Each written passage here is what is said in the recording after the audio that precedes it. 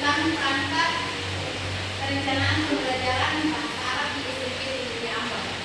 Langsung saja di sini saya akan memperkenalkan kepada presentator yang kedua, yaitu yang pertama yaitu saudari Jamila Cahaya Duyara pada saudari dipersilakan. Oke, terima kasih kepada moderator yang telah memberikan saya kesempatan. Di sini saya akan menjelaskan satu terkait dengan latar belakang dan masyarakat tujuan dari tujuan dari observasi kami di SMP di Ambon. Oke, latar belakang pertama yaitu kita tahu ya kalau proses belajar mengajar itu berjalan dengan sangat baik. Perencanaan ini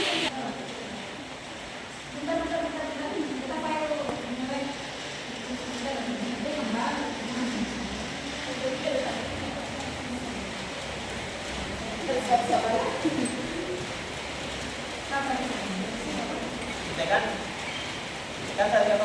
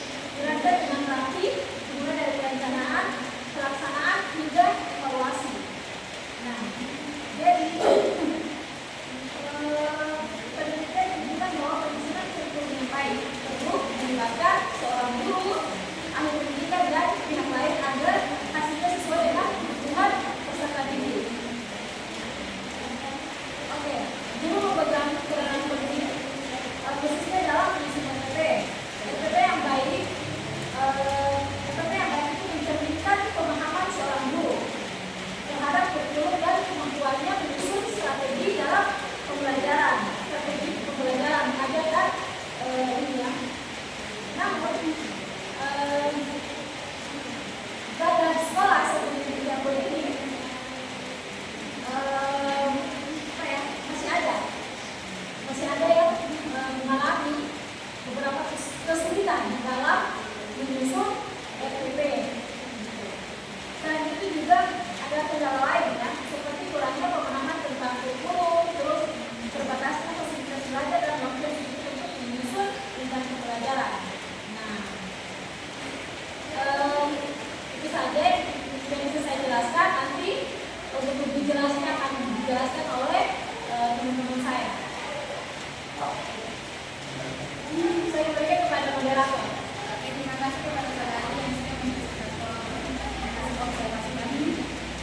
presentator yang kedua yaitu saudari Eriwan Berjurut pada saudari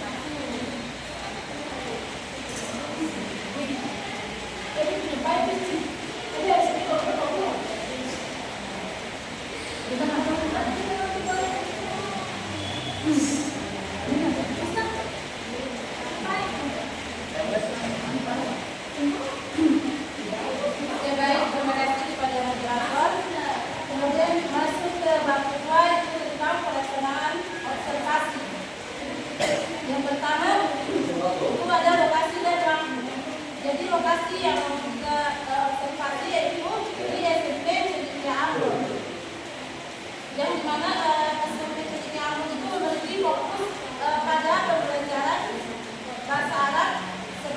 salah satu mata pelajaran yang utama.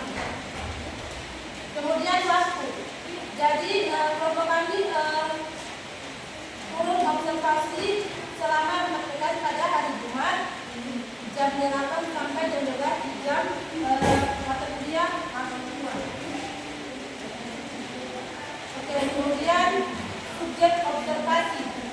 Jadi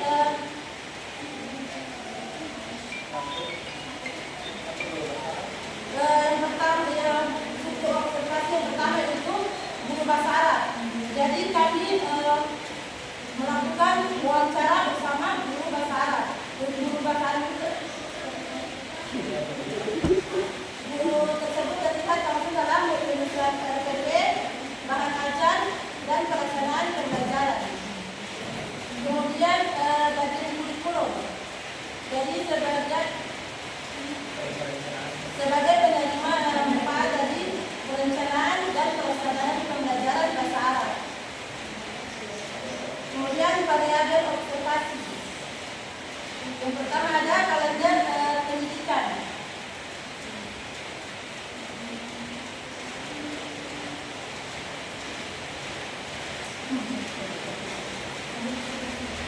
Yang pertama ada jadwal tahunan yang mengatur libur efektif, libur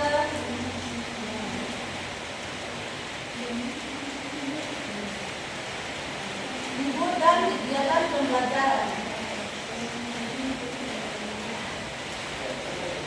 Kemudian kurikulum. Ketentuan yang digunakan dalam pembelajaran bahasa Arab. Kemudian ada termasuk tujuan, isi, dan metode. Yang ketiga, rencana pelaksanaan pembelajaran sebelum RPP itu dokumen yang menjelaskan langkah-langkah operasional dalam pembelajaran bahasa Arab. Yang keempat, bahan ajar. Bahan ajar itu materi dan media pembelajaran digunakan dalam pembelajaran bahasa Arab. Kemudian teknik pengumpulan data.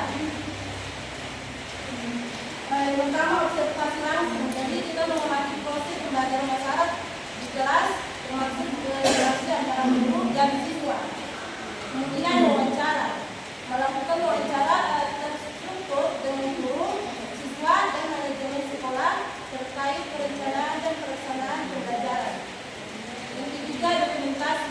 Mengumpulkan dan menganalisis dokumen seperti kalender pendidikan, kurikulum, RPP, dan karakter. Mungkin saya Terima kasih kepada semuanya yang sudah presentasi tentang observasi kami. Selanjutnya yaitu presentator yang ketiga oleh saudara Ranita Tuanggi kepada saudara kita. Baik, ya, bismillahirrahmanirrahim. Assalamualaikum warahmatullahi wabarakatuh. Ya, sini saya akan membahas terkait dengan hasil dan juga pembahasan dari hasil observasi yang telah kita lakukan di SMP TNI Ambon. Jadi teman-teman sekalian, 4 komponen perangkat pendidikan yang kami observasi itu yakni pertama tadi kalender pendidikan, kurikulum, RPP, dan bahan ajar. Dan kita menemukan hasil observasi dari keempat komponen tersebut yang akan saya bahas. Yang pertama kalender pendidikan. Jadi berdasarkan wawancara yang kita lakukan dengan bagian kurikulum dari SMP TNI Ambon, jadi di kalender pendidikan di sekolah tersebut itu memang dirancang setiap 1 tahun pengajaran. Jadi dirancang dari bulan Januari sampai bulan Desember. Itu rutin setiap 1 tahun rapat seluruh komponen di dalam sekolah. Misalnya di kepala sekolah, ada guru yang bersangkutan yang mengajar dan juga bagian kurikulum dan kemahasiswaan.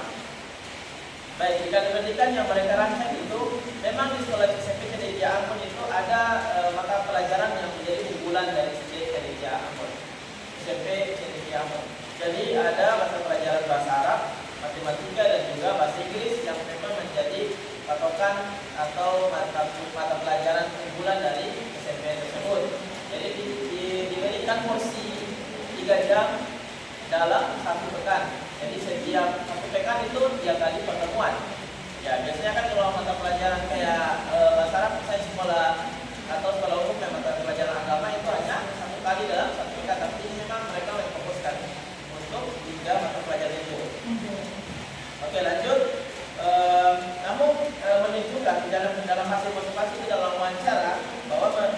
pendidikan telah mencoba peluang dan pembelajaran program mendukung pembelajaran bahasa Arab tadi sudah, tapi belum ada kegiatan yang bersifat kegiatan yang berhubungan dengan bahasa Arab. Mereka hanya mungkin fokus kepada mengikuti kegiatan atau lomba yang membangun semangat dalam mempelajari bahasa Arab. Tapi untuk kegiatan seperti pekan bahasa Arab itu belum ada. Nah, tapi untuk implementasinya beberapa sudah dilakukan. Ya, berikut kurikulum. Kurikulum yang mereka menggunakan berdasarkan wawancara dari bagian kurikulum Pak Risto SPD, bahwa beliau mengatakan bahwa kurikulum yang digunakan untuk SMP jadi Ambon jadi kurikulum Merdeka. Ya, kurikulum yang memang digunakan berfokus kepada siswa. Jadi fleksibel kurikulum yang dirancang itu. Jadi fleksibel sesuai dengan kebutuhan dari siswa. Nah, kurikulum Merdeka ya. Jadi mereka menyesuaikan dengan apa yang diperlukan oleh bagian dinas pendidikan. Jadi tidak merubah apa yang memang diberikan dari dinas pendidikan kepada sekolah tersebut. Tapi memang mereka menambahkan 3 mata pelajaran unggulan itu yang menjadi fokus dari SMP tersebut. Nah,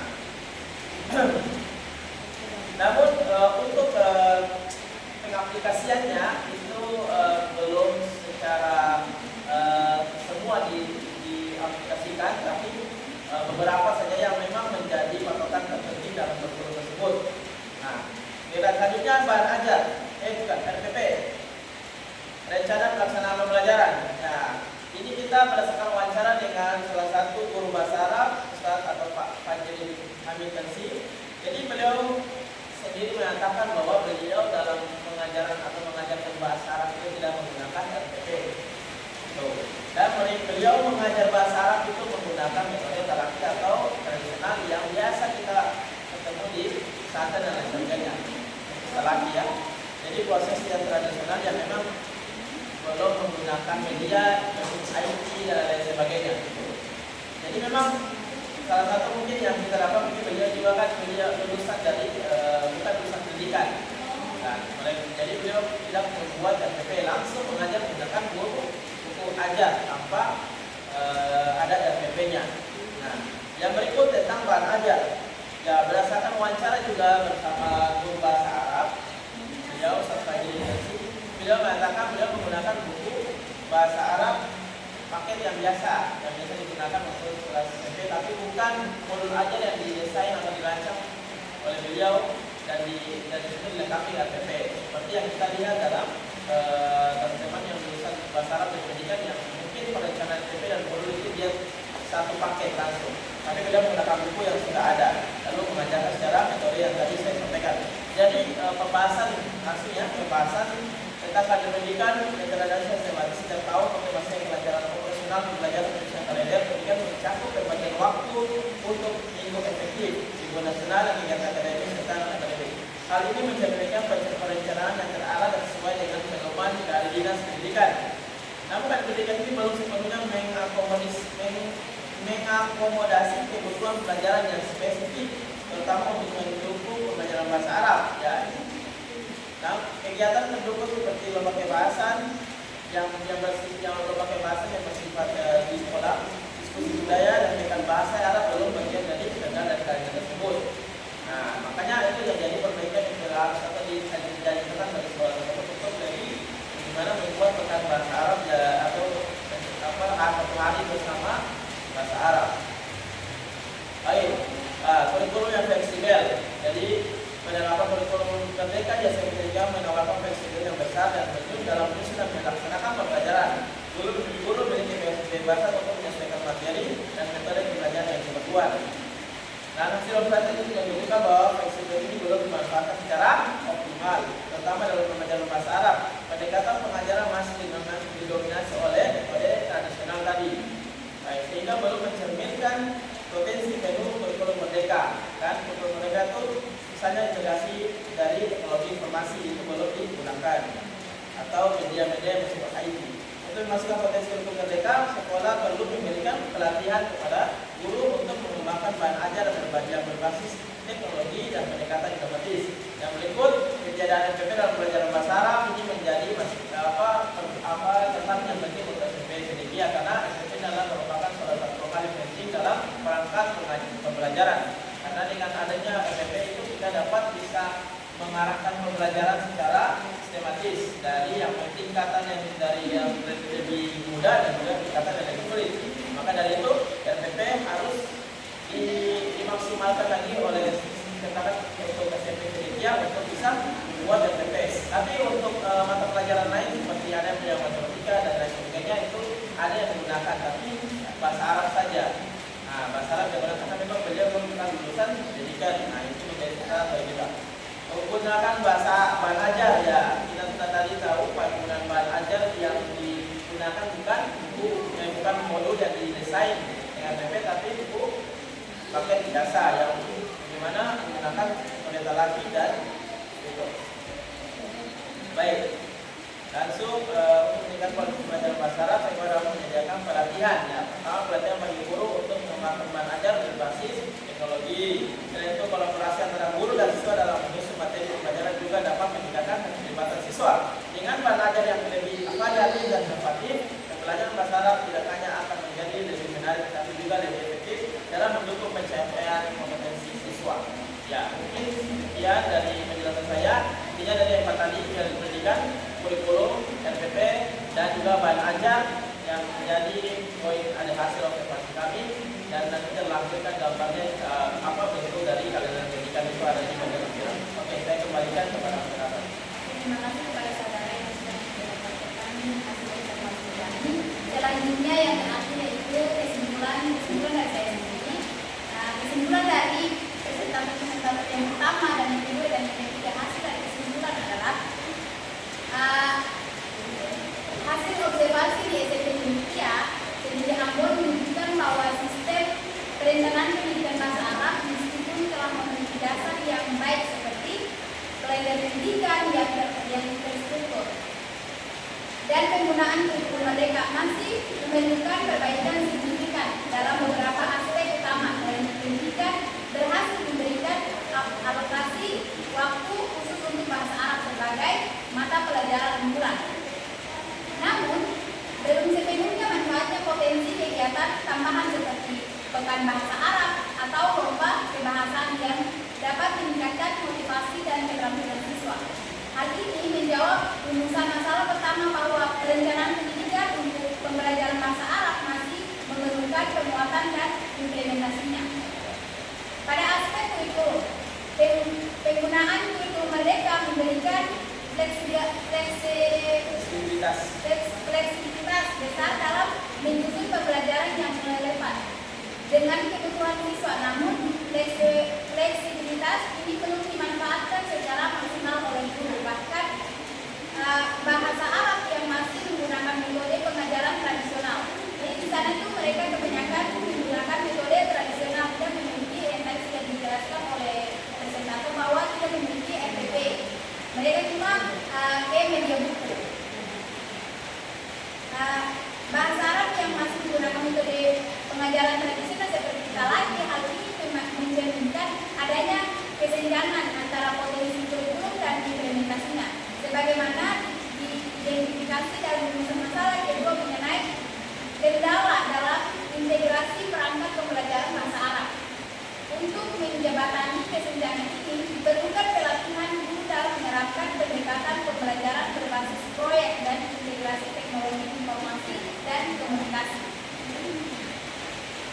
Ketidakhadiran RPP untuk pembelajaran bahasa Arab menjadi salah satu kelemahan utama dalam sistem perencanaan pendidikan di SMP Kedikya Ambon. Tanpa RPP yang terstruktur, pembelajaran cenderung bersifat improvisasi dan kurang terarah. Hal ini menjawab rumusan masalah ketiga yang menyoroti rendahnya kompetensi guru dalam menyusun perangkat pembelajaran yang relevan. Penyusunan RPP yang terarah dan kontekstual sangat penting untuk memastikan pembelajaran berjalan sesuai standar kurikulum dan kebutuhan siswa. Pelatihan khusus untuk guru dalam penyusunan RPP yang efektif menjadi langkah penting yang untuk mengatasi kendala ini. Selain itu, bahan ajar yang digunakan dalam pembelajaran bahasa Arab hanya beberapa buku digunakan dalam pembelajaran bahasa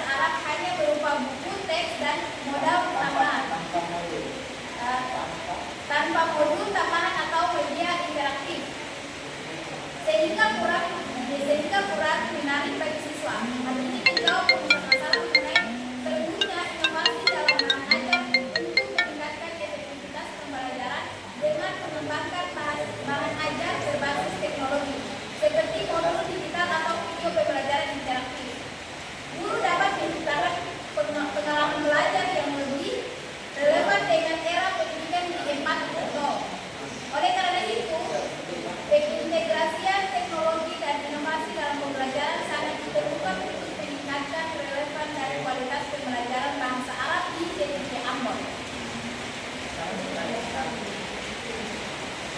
Saran dari kami, dari kelompok kami itu, berdasarkan hasil observasi, SMP SMK Ambon disarankan untuk mengoptimalkan perencanaan pendidikan bahasa Arab melalui